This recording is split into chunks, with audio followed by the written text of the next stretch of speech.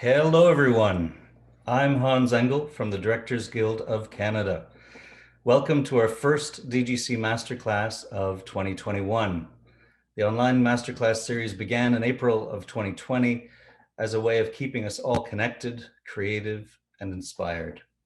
We featured an incredible list of talents from Canada and the international community, and all those recordings can be found on the DGC National YouTube channel. We're thrilled to be kicking off this year with Darius Marder and his brilliant film, Sound of Metal.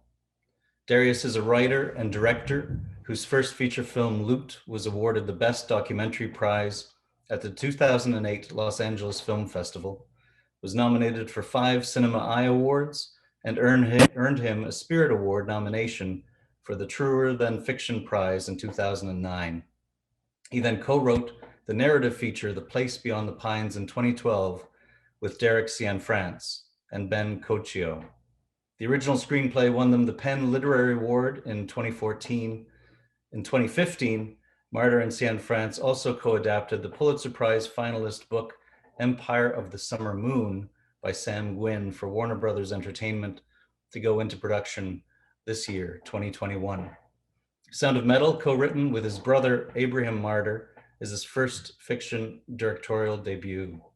The film was shot in 2018 after nearly 10 years of work to get it made. It stars an incredible cast, and for those of you who've seen it, it's really an amazing cast of Riz Ahmed, Olivia Cook, Lauren Ridloff, Paul Racy, and the incredible Mathieu Amalric. Incredible cast.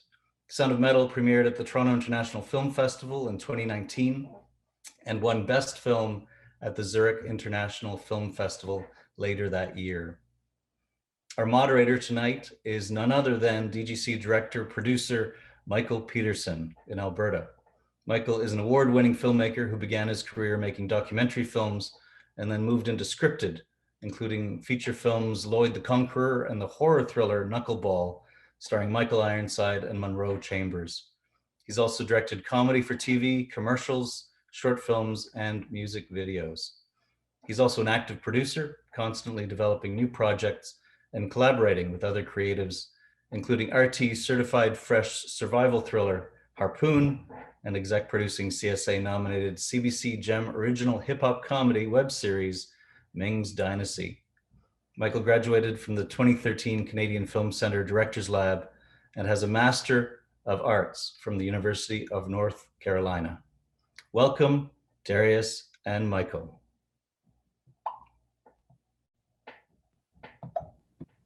I came before the applause. There it is. There's the applause. Hey. I had to add a little bit of the live ambience that we're all missing so very much from these things. So thank you. Great to see both of you, Darius, Michael. Thanks for joining us.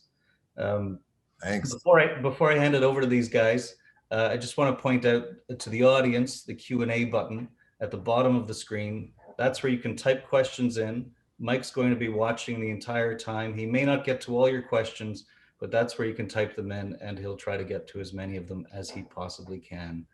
Really looking forward to this conversation. Incredible film, so much to talk about. I'll get out of here, I'll leave it to you, and I'll see you at the end. Thanks a lot. Thank you. Thanks, Hans. Darius. Mike. Thank you so much for joining us in this conversation. I got to finally watch your movie last week, and it had been on my radar for a long time, so it certainly lived up to all the hype, and I was excited to see that it's finally out and it's starting to travel, and it seems like the reviews are really strong, so congrats on all that. It's there's probably nothing more that you could ask for as a filmmaker, I think, than a reaction like that. And one of the things that when I was researching about you in the film, I found there was a real lack of information about sort of, your early years, your formative years. And yesterday when we were talking, you had told me to ask about the goat farm. Well, I didn't necessarily say you had to. I just was letting you know that there was such a world, and I did grow up in I grew up in a spiritual community, a goat farm in Massachusetts that was, it's interesting apropos of the conversation around this movie because it shows itself actually in the film. And it surprised me. It kind of surprised me the way it came. There's a spiritual teacher whose name is Gurdjieff, and he one of his students was a teacher of my parents, and he lived in this farmhouse. And so I grew up in this community. And it was really, he was a mystic. Gurdjieff was a mystic. And these were people, it wasn't like a hippy dippy kind of a scene. It was like a very serious practicing people. And every weekend was spent in silence and doing physical work. And this came back to me as I was writing and with my brother, but my brother who I wrote with, who isn't here with me, Abraham, he's 9 years younger. So he actually missed that section of life at that community. But those silent weekends of work and some of the philosophies of Gurdjieff kind of came back and landed in Joe in this film, which makes it a fairly interesting conversation, at least as far as the writing goes. Yeah, I mean, that becomes a key element of the film at some point. And then you've got the sort of that's not your average sort of coming up story as a filmmaker. No, it's actually a tried and true method. It is. If you want to be a director, mm-hmm. What I strongly advise is beginning it on a goat farm. Ideally, as far away from civilization as possible. And eventually working toward being a singing cowboy on a mystery train, which is what I did in my early 20s. And I think that combination is really the ideal path toward becoming a director. Well, the silence and music are certainly a big part of your debut feature. The music, yeah, silence and music. Silence and music. I mean, there it is. It's not necessarily a singing cowboy, but it is. They are on a certain horse that they ride. And you'd also mentioned that you'd worked other crew jobs and you sort of worked your way around different departments. Well, I did. Well, I mean, I got this bug.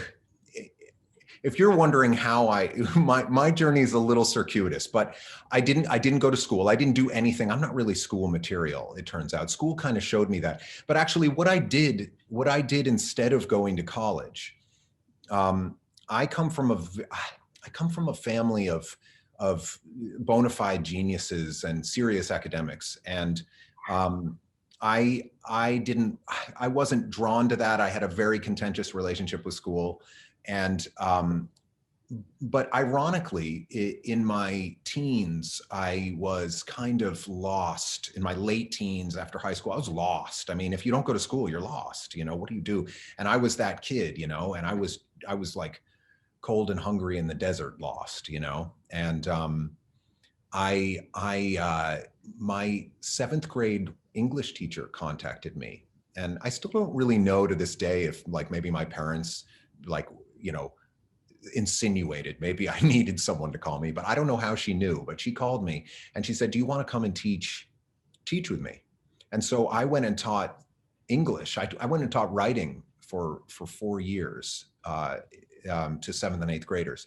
And I directed plays they were in, and that working with kids was really important for me, which also I think shows up in this movie.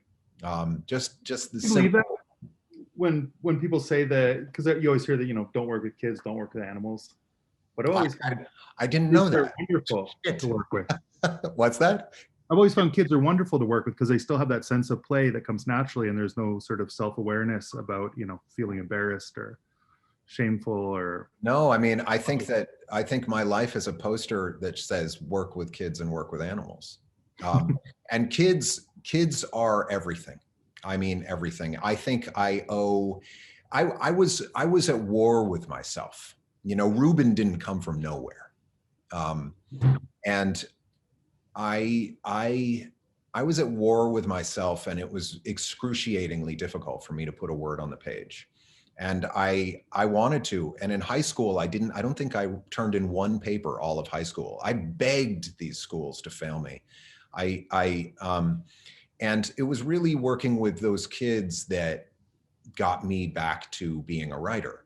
And then eventually having my own. I had kids early. I moved to New York. I had this film bug early.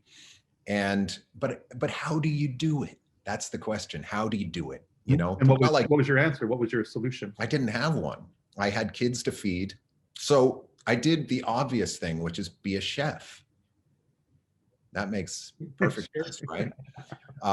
And so I did that. And I bought a camera early. I was making Super 8 films. I remember projecting my first Super 8 film on a barn wall, and I had music next to it, and it was just as rudimentary as you get. And it was really one of the most incredible, I still have that film, heightened creative experiences of just seeing that first creation on film. And that was probably when I was about, early 20s. And I had been shooting a lot of video. I bought an XL1 and I was shooting docs. And so I just shot. But yeah, how do you do it? And then I got editing software. As we all know, it was harder to work with in those days, but I had editing software, and I was shooting wedding videos. That was another job I had. So I learned the ins and outs of, no pun intended, but kind of intended, the ins and outs of editing software, shooting wedding videos.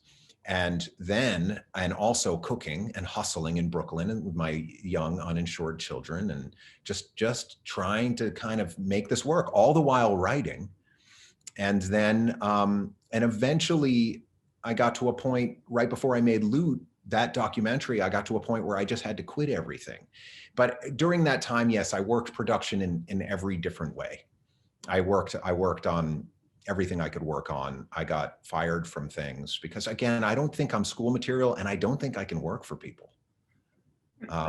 So I kind of had to be a director. I had no choice. And had you started writing this film when you were working on Loot, or did that come after that?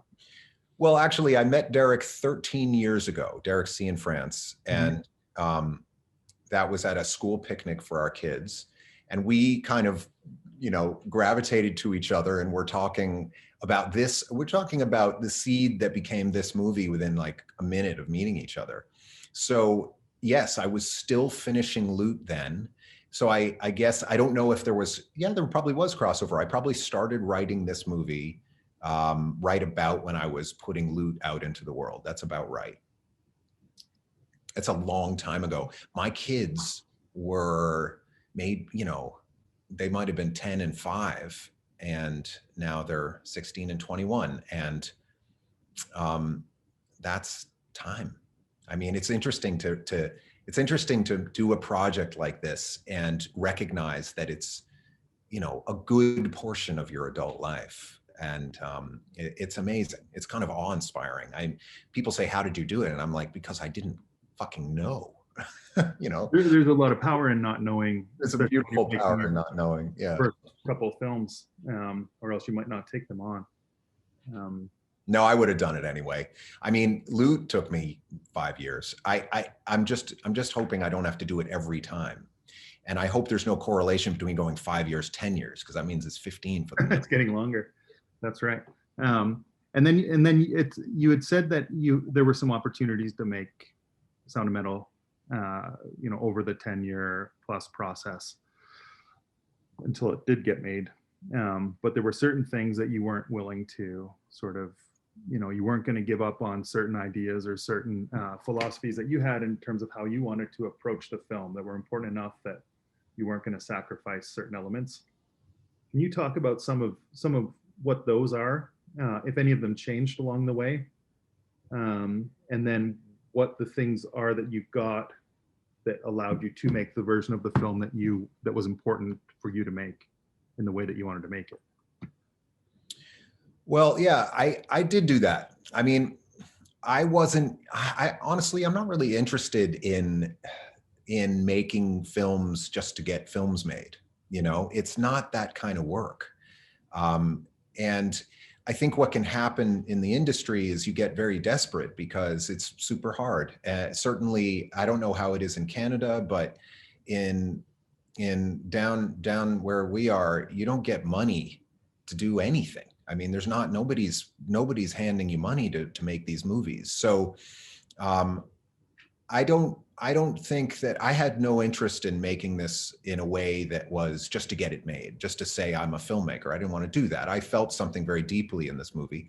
So I kind of got on this road. Yeah, after writing it, you know, you don't get paid to write it. So writing took years and it was an incredible struggle. And it was wonderful though. Writing it eventually with my brother was wonderful, but it's just hard on a monetary level because I have kids and bills. But an incredible process. But by the time I started casting, yes, even the first actor I met, I'm not going to use names of actors, even though I'd love to, but I'm not going to because I'm not going to. But the first actor I met would have financed the movie, and it wasn't the right movie. So I started saying no early in the process. And another thing I started doing was, and I had this idea to basically just scare the living shit out of everyone that I met in terms of process with this movie, because I did have this process in mind that was the way that I wanted to make this film, which has everything to do with what the film ended up being. But when I was presenting this process to people before there was kind of proof of concept, you know, obviously this is my first feature. It's an audacious thing to do.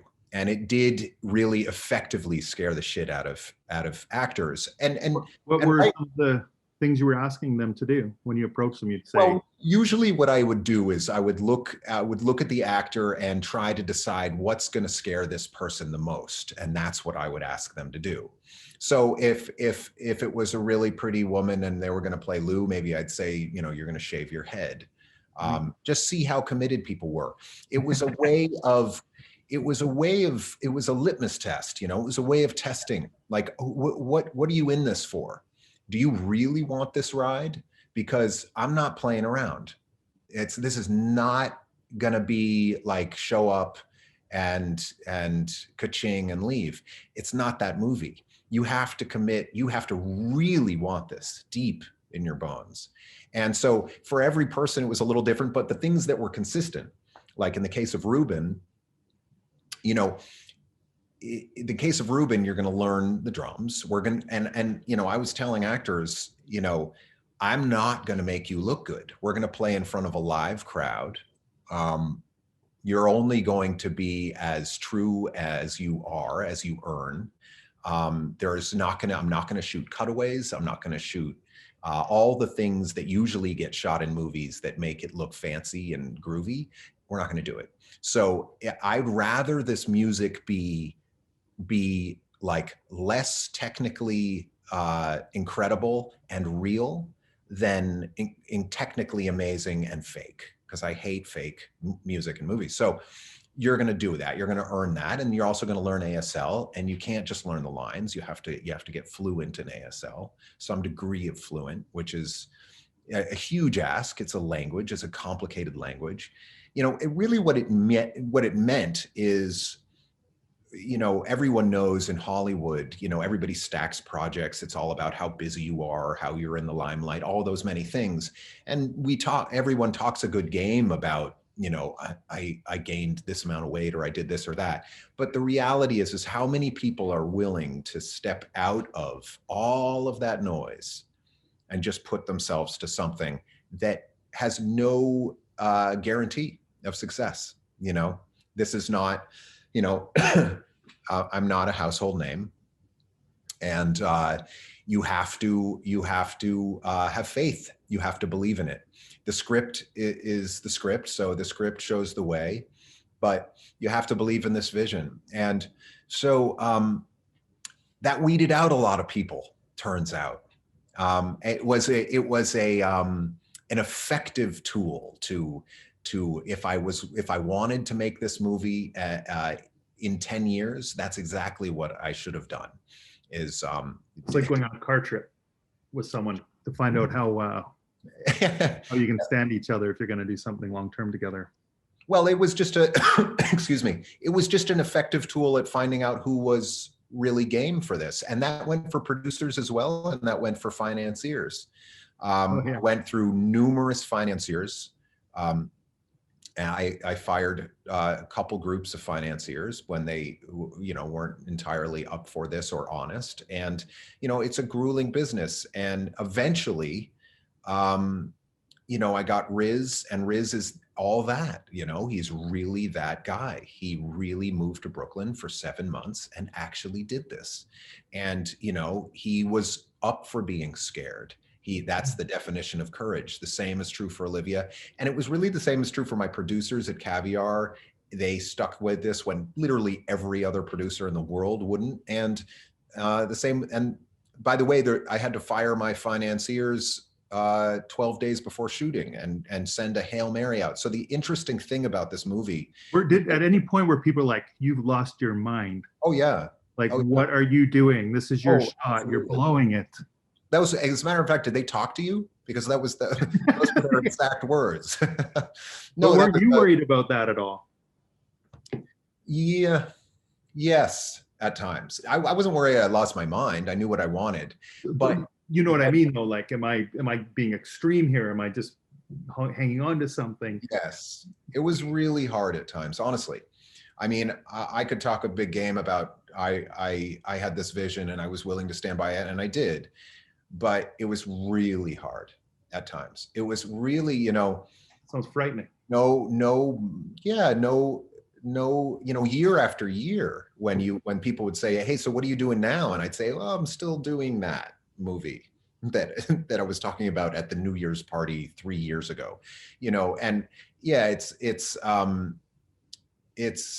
was really dark at times. That's what faith is, actually. When you believe in something, you have to go through that. Otherwise, what's the meaning of the word? And I did. I had to believe in this thing year after year, and it paid off. It paid off, which is amazing. Yeah, it is. I mean, I think a lot of people felt like I would never make it. And I certainly felt that way too sometimes. Oh, no, that's not really true. That's disingenuous. I always knew I'd make it. I really did. I never felt that way. No. You had the belief to carry it. There's a question from Andreas Vatillo too. Hopefully I'm saying that correctly. Hi, Andreas. And he wants to know more about the evolution of the script. Specifically, which scenes kind of remain from the original, or what changed as you moved forward over that length of time? What were additions? What were they looking to solve or add, well, the script journey in this was it was a lot of lifting, actually. I took it for a year or so, and myself, and then I brought my brother on board, which was really cool and unexpected. And we wrote probably 1,500 to 2,000 pages to get to this movie. I'm not proud of that. It's just what happened. It was a real love affair with these characters for us. I mean, there's so much in this character of Ruben that, and for both me and my brother's a musician. But interestingly, and this is going to be surprising, we probably wrote more pages for Lou. And I know that sounds crazy, but Lou was fascinating to us, and we actually wrote her whole journey off camera to Europe. We wrote all of her poetry and her music, like such a deep dive on this character. Did you give that to the actor? Some things, yeah. We talked a lot about the depth of that character, and I did with Olivia, and there's a lot of very, to say that by the time that we hit the set, I really knew those characters very, very well. I'd been living with them for years, and written them into, I like to go down tributaries when I'm writing. And I think this is kind of the spirit of your question, which I really appreciate. It's about process and how you develop. I'm kind of a structure-holic. I love stories and I love structure, but I also am really drawn to naturalism and freedom and that feeling of bending structure and surprising with structure. And it's such a hard and confusingly difficult thing to do. It's not as you know, I'm talking to the person who asked the question, I'm assuming you write, it's like, it's a weird dance, but I think that for me, what I need to do is feel alive to go down tributaries that sometimes feel structurally, like maybe they're not right on point, but I need to find what's down that little river. And especially because I'm such a structure guy, I mean, I really live in that place. I really fixate on it and think about it a lot. And I have for my whole adult life.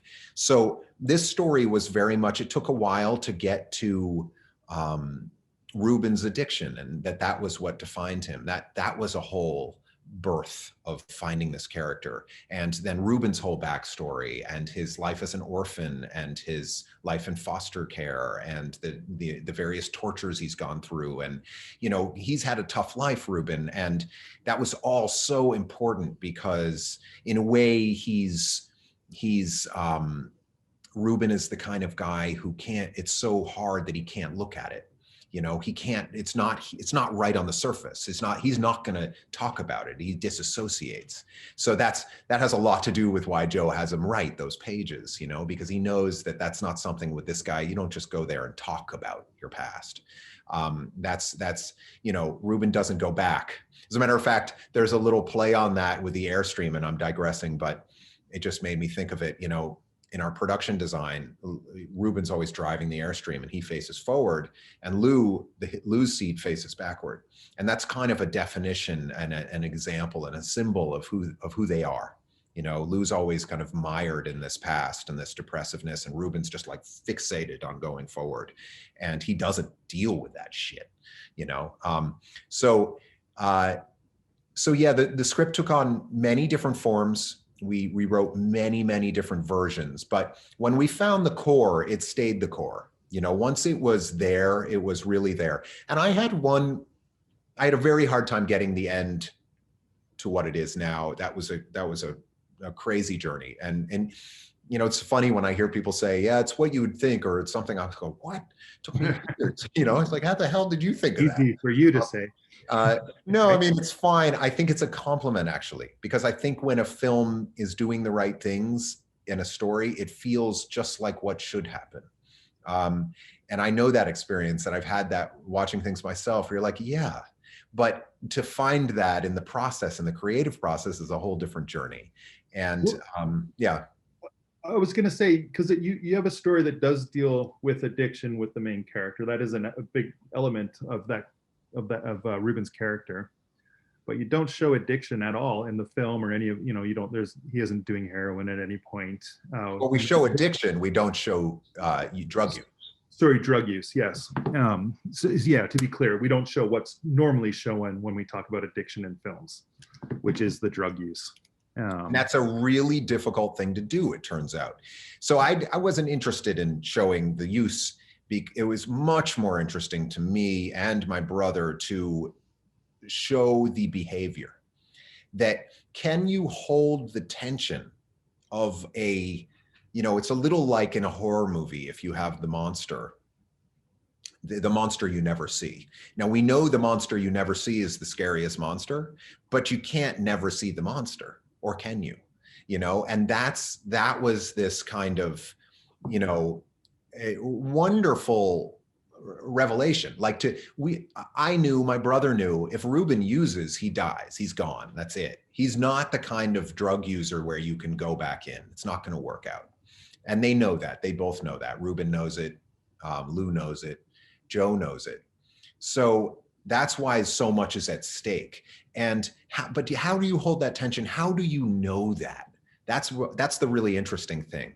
And that it also becomes a wonderful, I say wonderful in terms of the creative process, dance of, you know, this kind of baton pass that happens in this movie where you go, oh, this is about a guy losing his hearing. And then you go, oh, no, this is about a guy who's an addict.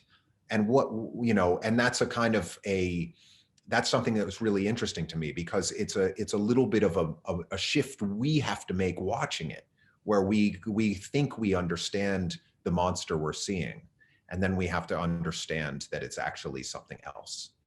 And well, what is your favorite structural turn where you're like, you know, people might expect me to go this way, but I want to go this way? Well, I don't think in terms of I mean, that's the first thing. I don't think in terms of I want to go. It's really the character, you know. So I think for me, it's all about character development.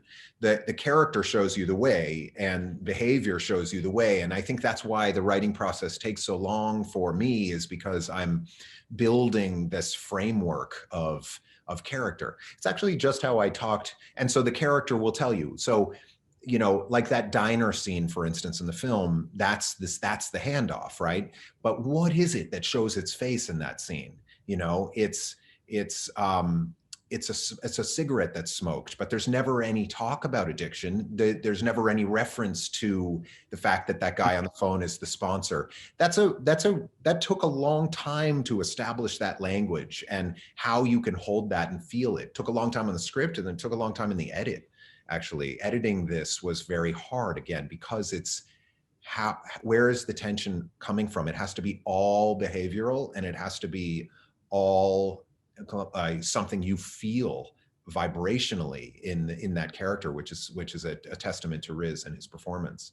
But building that foundation, building the foundation of character, for me, is really important, so that I can listen to the character in order to make choices. And that, to your point, Mike, that's when I know I can make an audacious choice, because I understand the character would make it. And, you know, because otherwise it is an ego making the choice, which is the last thing on earth I ever want.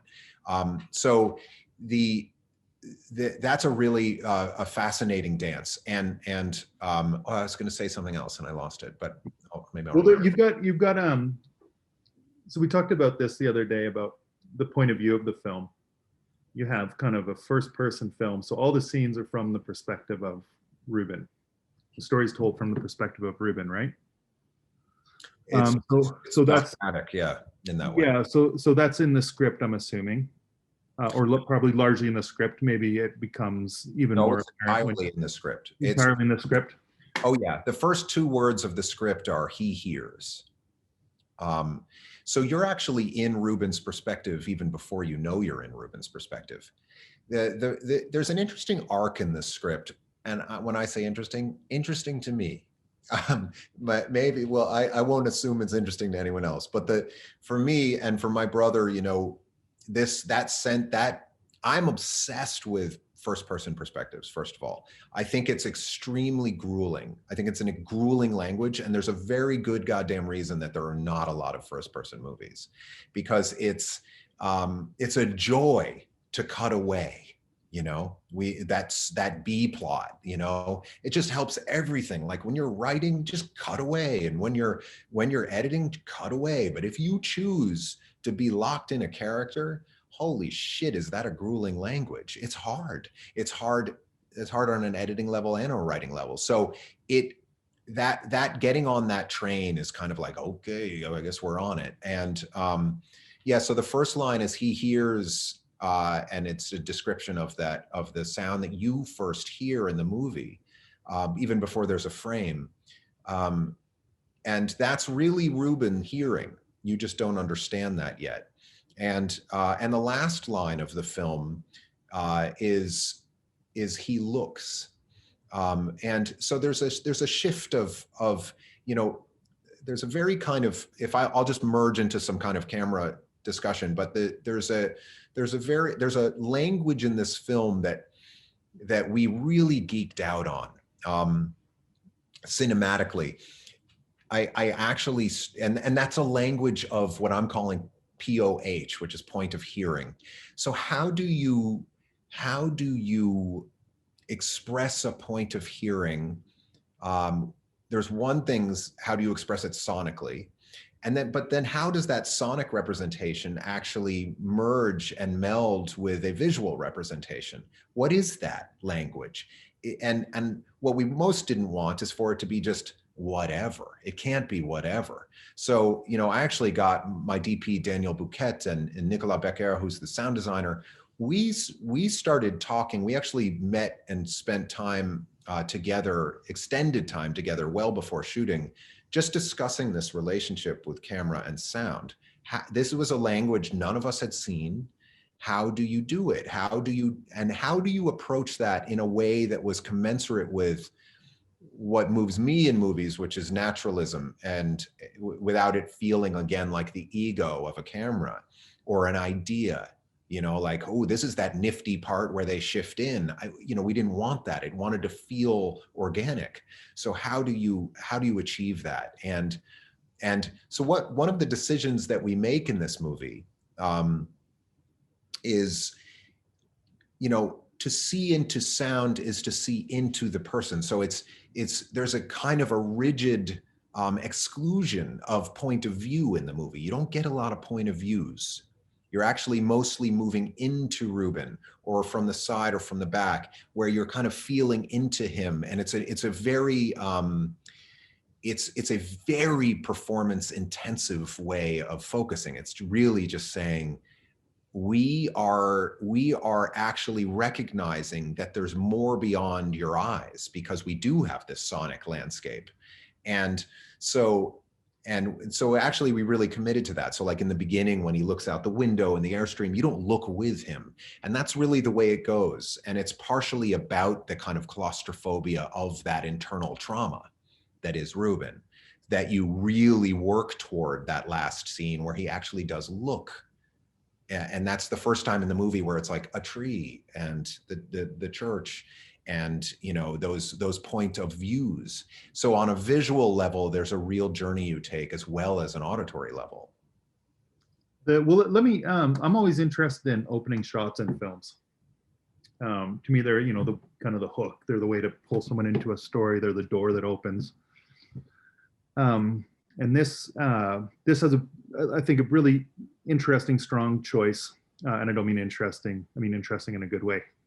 Interesting, strong choice. Exactly right.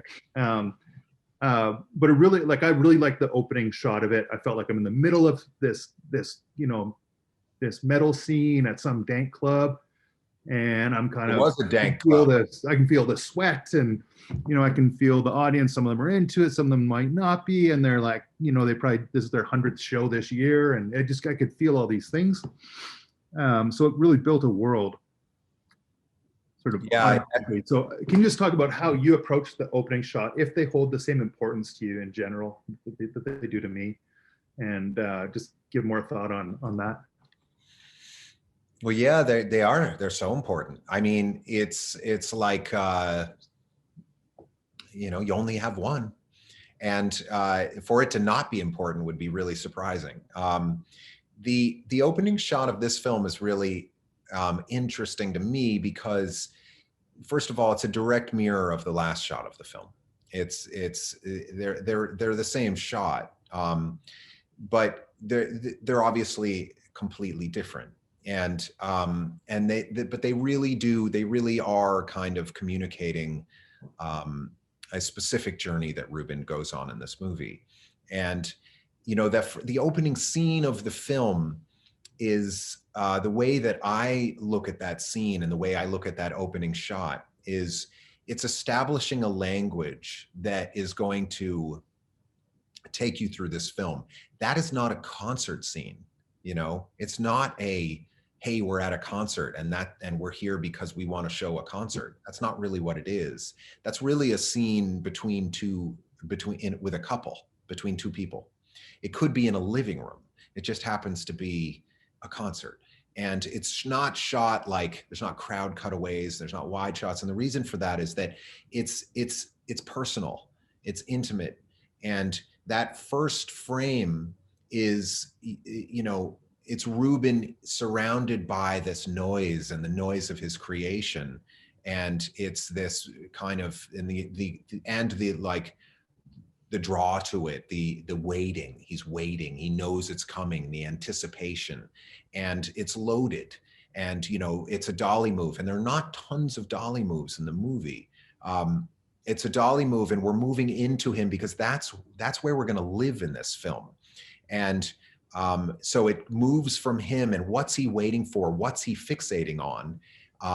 He's waiting for this noise, and he's waiting for it to come from this woman that's across the stage for him. Now, these are the two things he's going to fight and work to get back to the whole movie. You know, that sound, that person, that frequency, that thing that, you know, the real question in this film is, can you recapture such a thing? Will you have that again?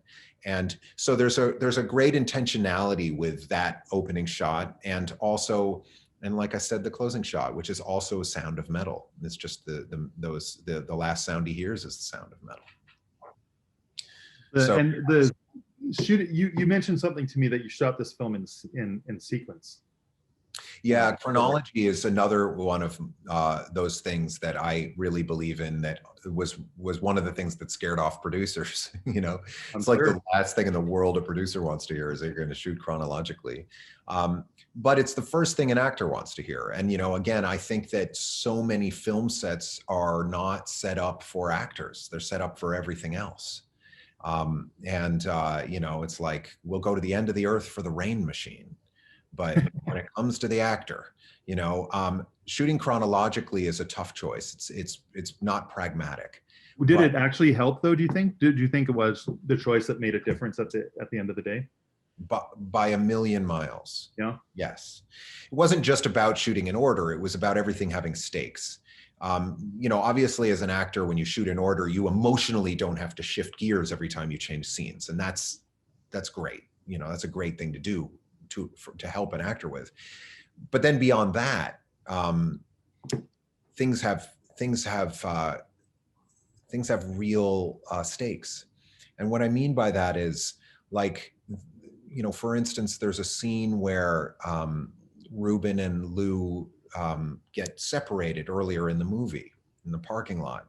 And so here we had been together living as a family. You know, Riz and Olivia had been practicing this music now for months and months together. We had grown tight. And when that scene was over, Olivia was gone. She had to go. She wasn't allowed on set anymore. So she was literally leaving. And that's how everything was, as much as possible in this movie, is that, you know, so a goodbye is a goodbye. That also was true for the scene where between Reuben and Joe, between Riz and Paul Racy, when right before Reuben leaves the community. Again, that was a goodbye. And it wasn't just a goodbye. It wasn't just Reuben saying goodbye to Joe or Riz saying goodbye to Paul. It was Riz saying goodbye to ASL that he had been now working on for 9 months. You know, it was the whole kind of process that you are just saying goodbye to. It was all of those wonderful people in that deaf community that we had come to get to know and live with, that we were saying goodbye to.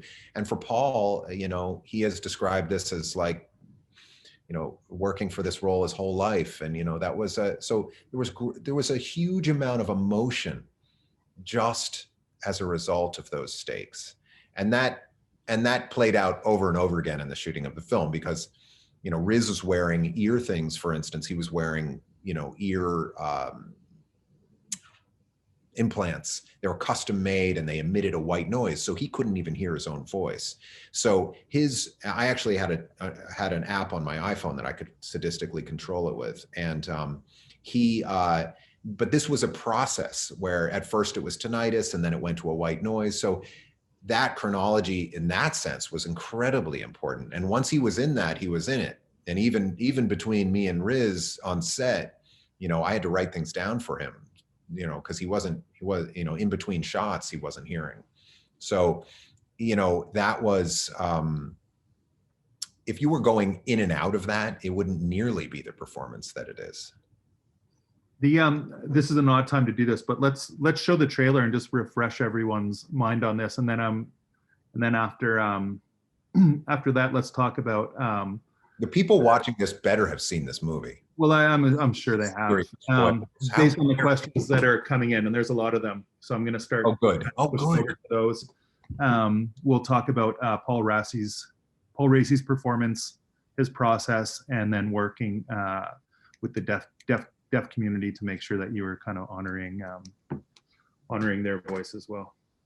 So let's show the trailer and then we'll get into that. Great.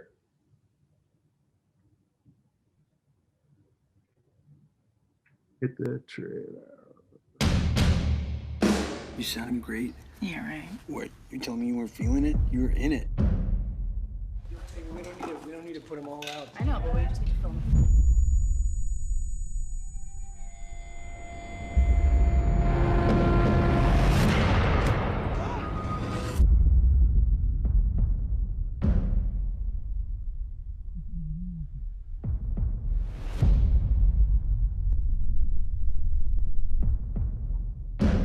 Your hearing is deteriorating rapidly.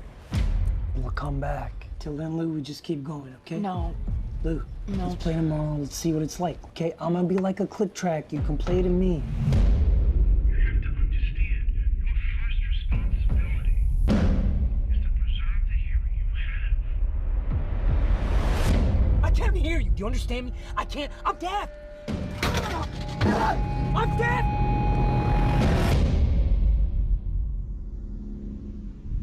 Found a place. I think it's important that you stay here with us right now, Ruben. We're looking for a solution to this. Not this. I need you to wait for me. Okay? You're it for me, Lou. You're my heart. You're it for me. Okay? You gotta wait for me.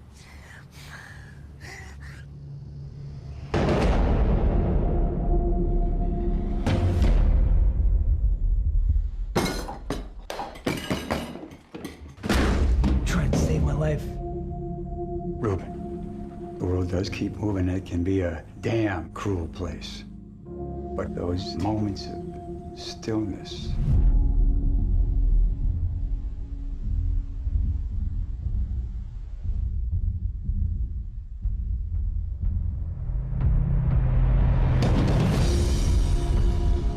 when this crappy, mundane world suddenly becomes radiant and magnificent, all the fear is gone. That place will never abandon you.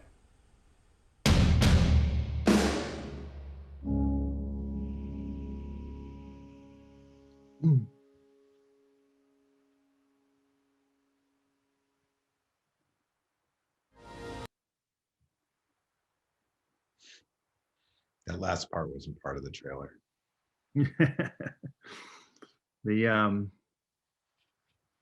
So we've got a question from Andrew Moore, who's asking if you can describe your relationship to the deaf community from building the concept with the script to the film's release, and how that community has responded to the film now that it is released.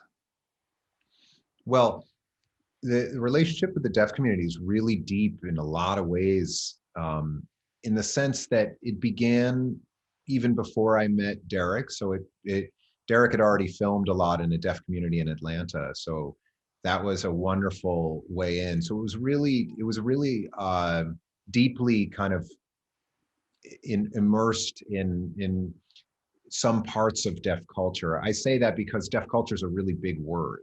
You know, it's like saying hearing culture. You know, there's a lot of subcultures within that. But yes, so that relationship started even before I came to the project in a very deep way. And it also, and then I continued that, and I kept, I kept kind of involving myself as much as possible, meeting deaf people in Brooklyn. I remember showing the script actually to a wonderful deaf woman, Hilary Bach, who's a filmmaker and a writer. And I remember showing the script to her when I felt like it had the shape that I wanted to share. And it was really important to me to show it to, to a deaf person, really before I showed it to anybody else, just to feel if it was, even though it wasn't written from my mind, in the sense, like, I'm not making up anything about deaf culture. That's all coming from people I've talked to and spoken to, and really approached like a documentary. But that was a really important moment, and Hillary was really admiring of its attention to the truth of her community as she knew it. And then it took many steps along the way past that. So it kind of was this constant, it just constantly kept growing in its veracity, because then Riz started engaging with Jeremy Stone in Brooklyn, who's part of the Brooklyn deaf community, and then Jeremy would introduce us to many other people, and I eventually actually ended up having Jeremy be my kind of like a deaf director, basically, on set. And that even really surprised people on the crew, because Jeremy would just talk to the deaf actors whenever he wanted to, and direct them, essentially. And I was very open to that, because I think there would be a real hubris in thinking that I could, portray the kind of nuance that I would need to these actors without the language, and even with an interpreter. It was really important for me that Jeremy had eyes on it, and I trusted him. And so that was an important part of the process as well. And so, yeah, there were so many ways. And also I dedicated the movie to my grandmother. She's not culturally deaf, but she went deaf after taking an antibiotic. And she fought for the rest of her life for open captions, because she was a real cinephile, and she lost film. Once she lost her hearing, she really lost film. And in those days, there was absolutely no closed captions, certainly no open. There still isn't open captions. So, and so, that she's in this movie also, really. And she wasn't like a grandmother who goes deaf in her 80s. This was earlier for her. And she was a real powerhouse gay Jewish woman living in New York, who her whole identity was shattered, and she fell into alcoholism after losing her hearing. So there's a lot of her in this. And so, yeah, there's a lot that kind of connected me with the deaf community in different ways. And I would just say that it was a learning process. Like, I really wanted people to always tell me when something didn't feel true or real, or it felt, and they did. And they made the deaf people surrounding this production just made it better. And that's what I wanted, and really deaf, whatever is on the screen, it's really them representing themselves. It's not really me representing them at all. I don't want that to be how it feels. And then as far as the deaf reaction to the movie, it's been like incredibly positive. But I would also say that that's a big, that's one of those words where, what does the deaf community think of the movie? And I'll just say everything. The deaf community is, millions of people, and they have many, many different opinions, just as hearing people do. And it's just always so funny. Like, I see people say, like, so what does the deaf community think? And I get that, because it's a representation of a culture and a disability, if we want to call it that. I don't. It just doesn't feel like that, especially with culturally deaf people. It just doesn't feel like a disability. It feels like a different ability. But but yes, it's all manner of reaction. And I think that I just welcome it all. I think that the main thing is that community has a voice, and hopefully it's overwhelmingly positive. It has been from people I've spoken to. And maybe quickly just talk about how you cast Paul Raci, and he has some connection to the deaf community, and also is the lead singer in a Black Sabbath cover band. Yeah, that's crazy. And he also signs while he sings. He doesn't have some connection. He was born into deaf culture. His parents are deaf, and Paul didn't speak English until he was 6 years old. So ASL is his first language. finding, that character of Joe is really tricky because there's a lot of things that comprise his identity. And so that was another crazy thing that I did, when I was looking for financing for this movie all those years. I had some big names dangled in front of me. And again, it doesn't mean that they would have done it, but it was like, do you want to meet with Robert Duvall, for Joe? And I refused those meetings. And that was another thing that made people feel like I was nuts. But I refused them and it was hard, because I love those actors, but that really felt like that would be the movie I didn't want to make, is someone outside of deaf culture playing that role. And that was a really crazy gamble, because that role is so, central to the movie and requires such a major bit of acting lifting. It's not the kind of role that you just sit, sometimes you can get people who are just those characters and it can work, but not with that role. That's a lot. There's some really heavy lifting in that role. So I was really lucky to find Paul, and because that role's written as a veteran and someone who understands addiction. And it's just extraordinary to find someone like Paul, who's such a good actor and has been acting in Hollywood for 40 years, but also fought 2 tours in Vietnam. And he's taught deaf AA groups, and he was an addict himself. And he's called a CODA, which is Child of Deaf Adults. And, he really, when he got back, that character needed to be someone who had a foot in the hearing community and a foot in the deaf community. It had to be, because it was written like that. It was written as a reflection of Ruben. So it was really hard. I auditioned I watched tapes and talked to just a gazillion people, and it was very hard to find, to have everything kind of fall in place. And, I can't imagine it any other way than Paul now, but boy, that was a crazy, crazy gamble. He's really incredible in the film. There's a couple of questions I'm going to try to these are like real from the life from Leslie Hope and Arne Selznick. So the question is how you wrote the mechanics of silence or these types of sound in the screenplay, how you put them, how you work them as part of your process. You've talked a little bit about that, or how you shot it to, supplement or complement that. And then Arne Selznick is asking about looking into the research of how you came up with the sounds that Ruben could hear when he had his implants, and some of the other sounds when he was getting tinnitus, etc. Is that clear enough? Sorry. Yeah. Oh, absolutely. Well, first of all, the writing of sound was just a joy, and my brother and I completely geeked out on it. We wrote hundreds of pages of sound descriptions. I mean, really, especially my brother, who's an audiophile, and he just really went into the minutia of that. And ultimately, the script can only have so much of it. You want a script to read emotionally. So but it does have a lot of sound description in it. And I think you mentioned silence. There's very little actual silence in the movie, but what silence there is it was always thought about as being earned. You have to kind of earn that actual silence, because deafness isn't silence, it's varying degrees of vibration. So yeah, we really wrote that in very deeply, but tried not to overwrite it ultimately, in the script.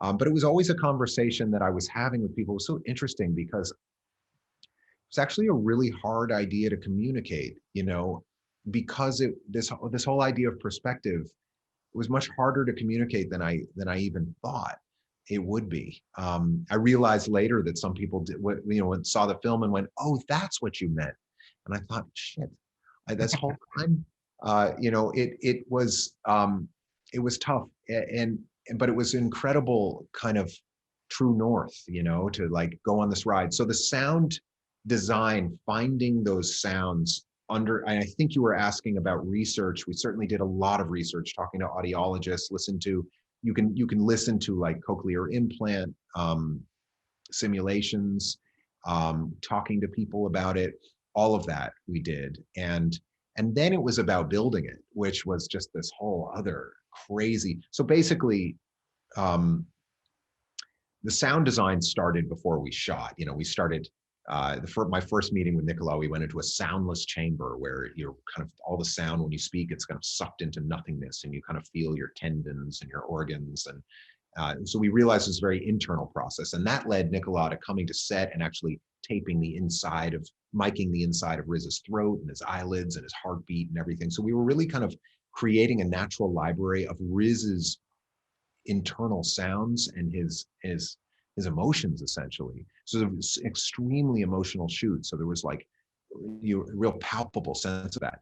And then the sound design and mix was 6 times longer than the shoot.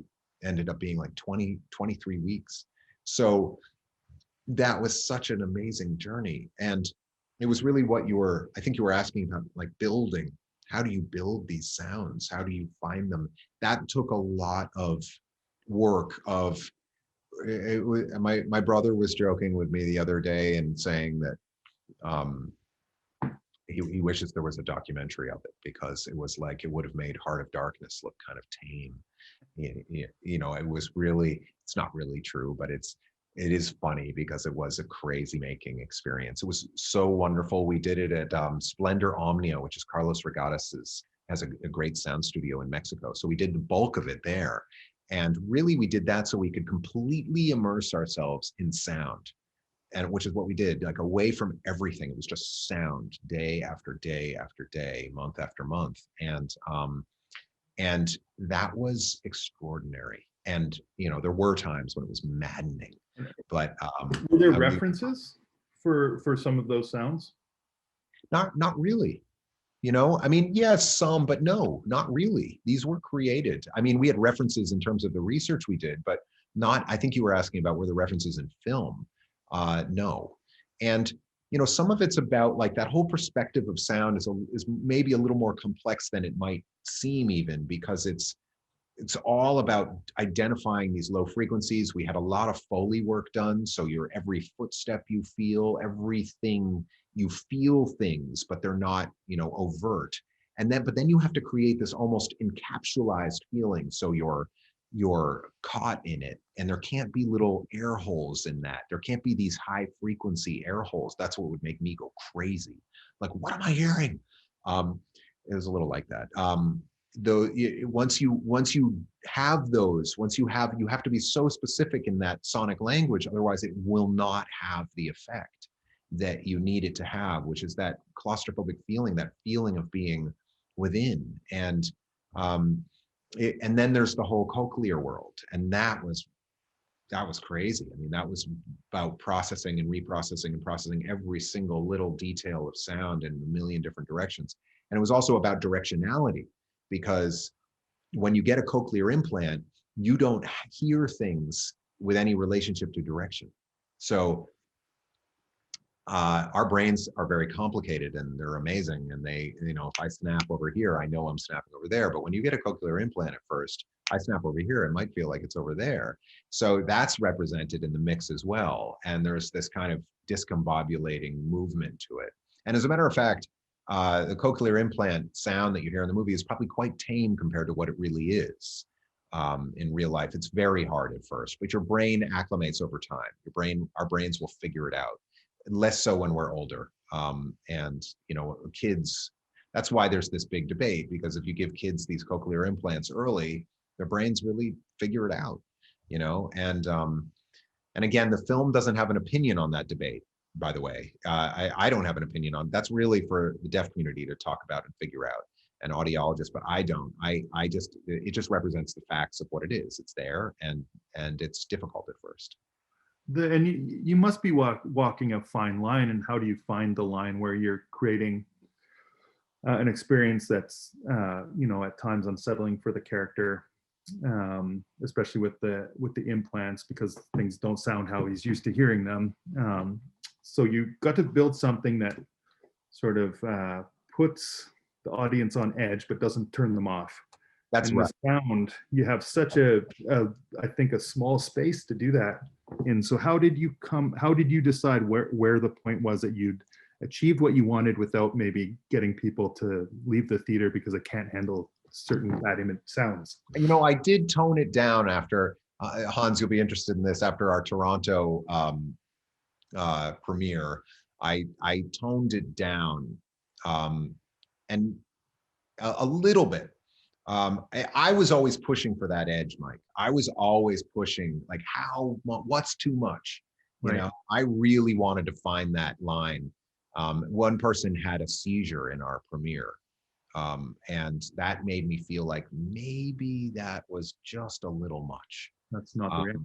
And luckily that person is fine, but that felt like a signal to me. So I made some adjustments, but that's really just what it is. It's like, how do you know? You know, I love immersive film experiences. I love films that feel visceral and that I feel in my body.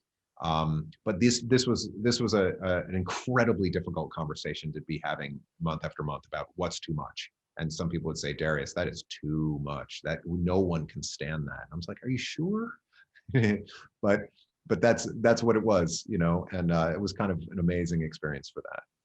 Well, I've got a question from Ingrid Benninger here. And she's asking if you can speak about the scene when Lou leaves and Ruben is gutted. That moment, the way he holds his chest. Can you share how it felt before, during, after shooting that scene? Oh, God, man. Well, thanks for the question. And that was so, like, I can bring myself there so fast. It's really hard to describe what Riz and Olivia were doing in this shoot. It was so gut-wrenching to watch and to be a part of. We had a very specific process on set. I'm not a big believer in rehearsals. These were not rehearsed scenes. They happened. That's, you know, those kind of things, they only happen once, you know. And that was the hottest day of the year. It was so hot, and I was grateful for that. It was super uncomfortable. And Riz was in a place, a state of mind heading into that was so fragile and vulnerable. He was accessing something so ineffably, like, deep. I mean, and it was almost unbearable to watch. And, you know, he had that scene where he kind of trashes the Airstream, and we actually had someone shut down the set after that because it felt like something so dangerous was happening.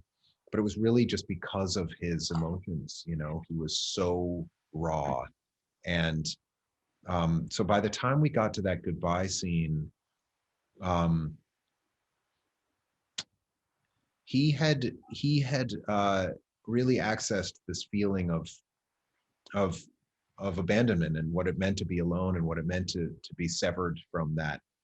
You know, there was a lot of things that were at play in that scene emotionally, not just the leaving, but it was a lifetime of having been left. So, and, you know, and the thing you're talking about with his chest, it was just that. It was so physical, the way he walks in that scene. So much so, I was crying watching that first take, and I couldn't help it. And I remember I said cut sooner than people thought I might, because I just couldn't stand it. I was like, I couldn't watch it. I couldn't watch him be in that much pain. And it was really extraordinary. It was really extraordinary to see it from both of them, and the courage that they mustered that day. It was a different day for Olivia. It was very important for her because she was leaving, and she had that experience, and then she had to kind of leave. And that was also by design. She had to leave and be out of touch. And then we would see her maybe a month later when we were done. And that the experiment there was what's that going to be like? Who's going to show up in a month? And she knew that on that day. And so, like I was saying before, there was a lot at stake, and it was extraordinary. Yeah, there's a number of people asking about some version of what you used as what or if you used as cinematic reference with past films to either shape, explain, or inspire your film, or if that's something that you do. To a degree. I mean, I do, because I'm a film lover, and I definitely have things in my mind. But sometimes they're in weird ways. There's a Russian film, Come and See, that I love, that's super visceral, and it has a wonderful hearing perspective moment. So that's a very kind of literal thing that I had referenced, but for other reasons too with that movie. It's an incredible movie. I also thought a lot about Diving Bell and the Butterfly, because that film has a very committed perspective, and it also has a lyricism to it. And so I thought a bit about that movie. I thought about Blue Valentine, Derek's film. You know, I think that, you know, I think Derek's an incredible filmmaker, and I thought about the rawness of some of those scenes of Ryan and Michelle on the sidewalk, and you know, and I think that shows up at times in this film. And you know, I also felt like, you know, I know Derek's DNA is in this movie to a degree, so I kind of wanted to conjure him at times. And you know, I had a number of films. I love Cassavetes, and I love that the interplay between composition and freedom.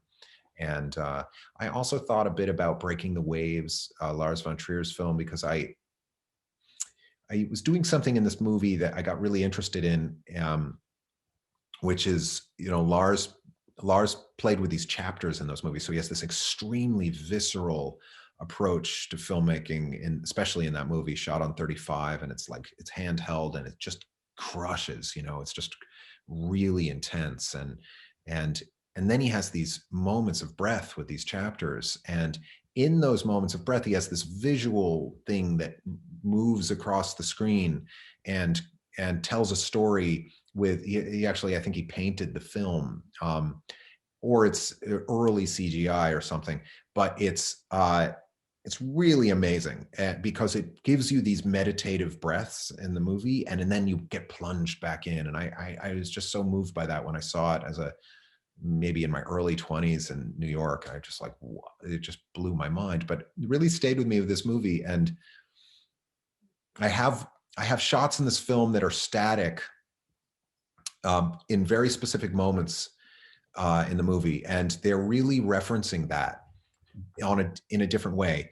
When I say they're static on purpose, because when a shot is static, what it is my belief that it invites you to listen. It invites you to watch harder and to listen, because it's not kind of massaging your eyes, you know, it's not just giving you this candy.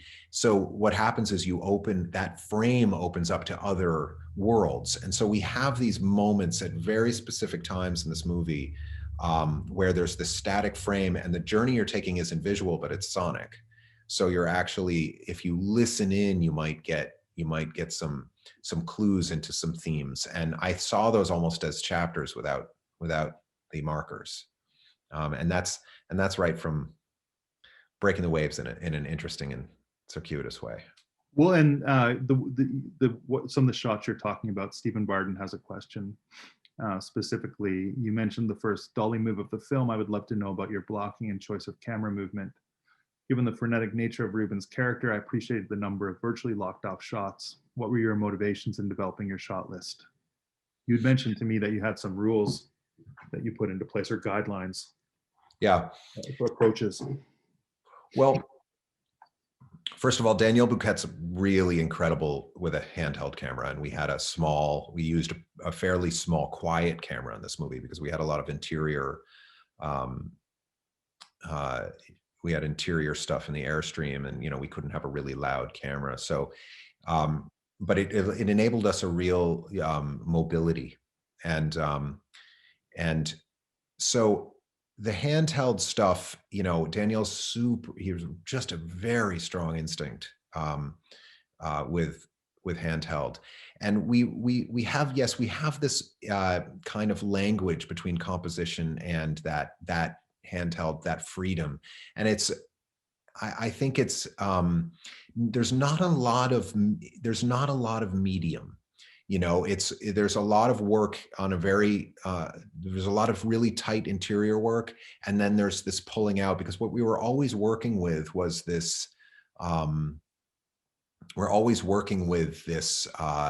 diegetic sound versus omniscient sound, and rather than have this kind of let's get every shot in the book, we really committed to this kind of interplay between those two shots. So for a lot of those where we knew we would have this sound perspective, we really understood how it was we were going to jump into that perspective. And in some scenes, that also represented a different lens, like the activation scene. It was a very specific lens that was the perspective shot, and that's the same as the scene with the audiologist. There was a specific lens and a specific angle on that perspective, and in that scene, you only hear it on the very last shot, where you go into perspective. The Dolly moves were really about this actual emotional movement. Like, they were the moments where something was shifting. The first Dolly move is that charge, the charge of this is that thing that's keeping him alive. This is that thing that he has every night. This is what he lives for. But then the other Dolly moves were these emotional catharsises on some level, like that first moment in the sound booth when you're pulling out. That's that slow, and by the way, just getting that speed right is always something. It's like, it was always, almost imperceptible, super slow. That's just this shifting emotional landscape. Something's changing, something's happening. And that shows up again in the end in Paris, when this realization of those stages of grief that he's going through, that marks that awareness. Even before he's consciously aware, he's aware, before the bedroom scene. That Dolly move is very specific in that moment. It's a signal in a way for us to understand those stages of grief are occurring. And so yes, each of those moves is very emotionally specific. And I think that, I always get a little frustrated in films when it's just a dolly for a dolly. It's like it's like, oh, now you're moving over here, great, because you can. And that's kind of exactly how we didn't want to approach this. No, it's not an ego thing, but really an emotional thing. So you committed to a very specific vocabulary that you were going to use to. Oh yeah.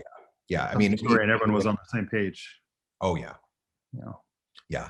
You can't really do this like happenstance and then cut it and have it work. I mean, but what was challenging about it was to maintain a level of freedom, so you don't want to suffocate it. It's like, that's why it just took a huge amount of talking and drawing and drawing and drawing. We did a lot of, and Daniel Bouquet is just wonderful.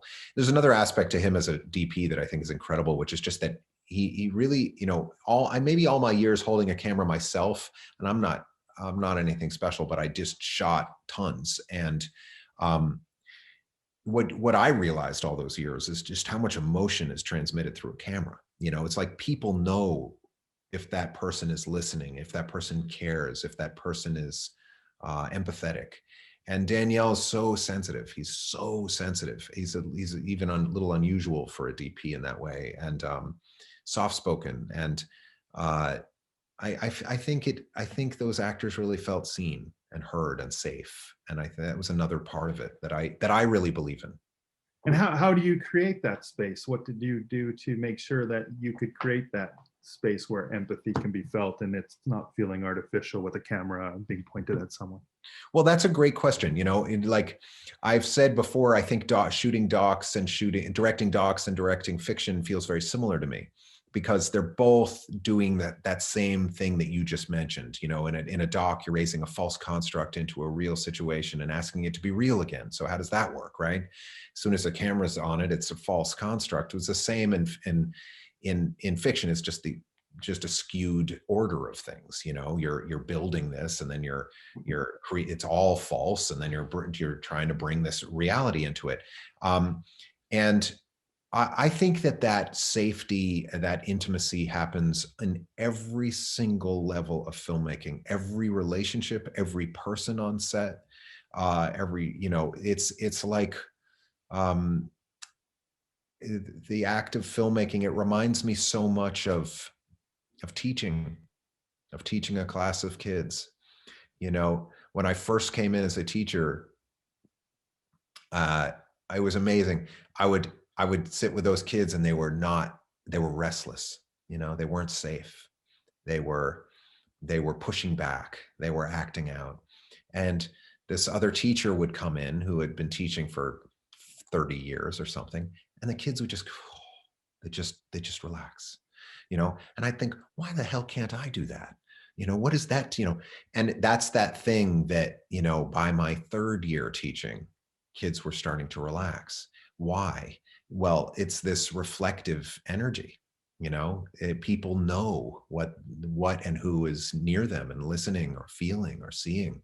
And that's my practice. That's my practice as a director, is what's in me, not unlike a therapist who, if you're all stressed out as a therapist, you're not going to do very good work.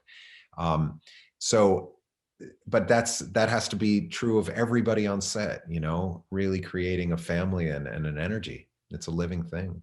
Yeah, I was going to say that because if you have some people that are not following that, it can certainly, tilt it in a direction that you might not be comfortable.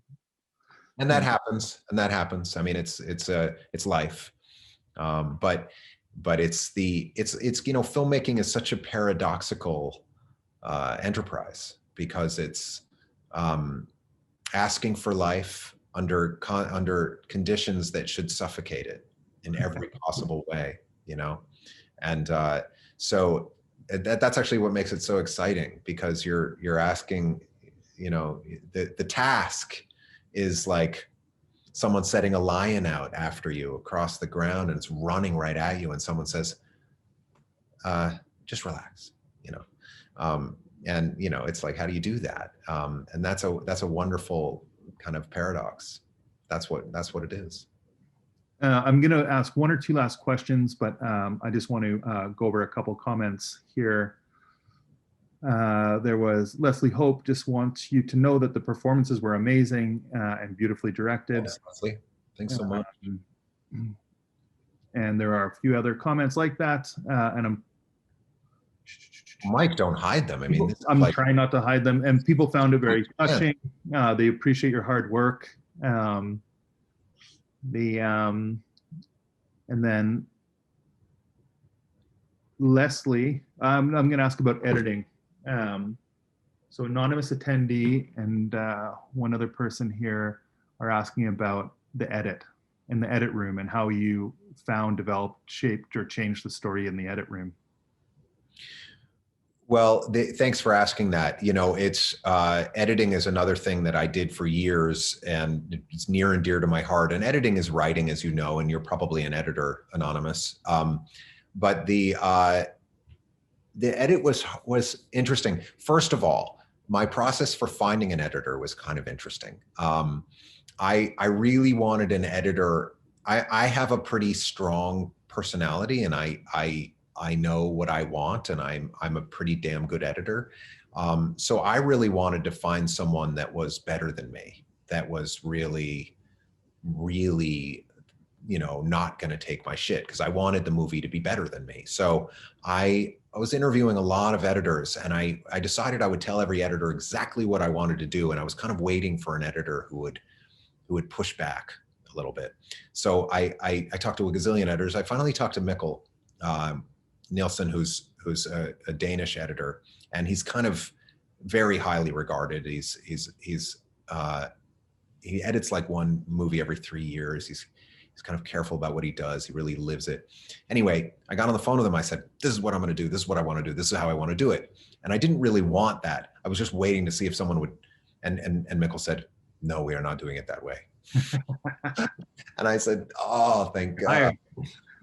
Yeah. And so he took the film. He needed to, and what he was really saying is, you can't be around for a little while. I need the film myself. And that's exactly what I would have said if I was cutting a movie. You know, otherwise you don't know where people live. You don't know their choices. He doesn't get a chance to actually have it himself. So I did that. So I let him take it.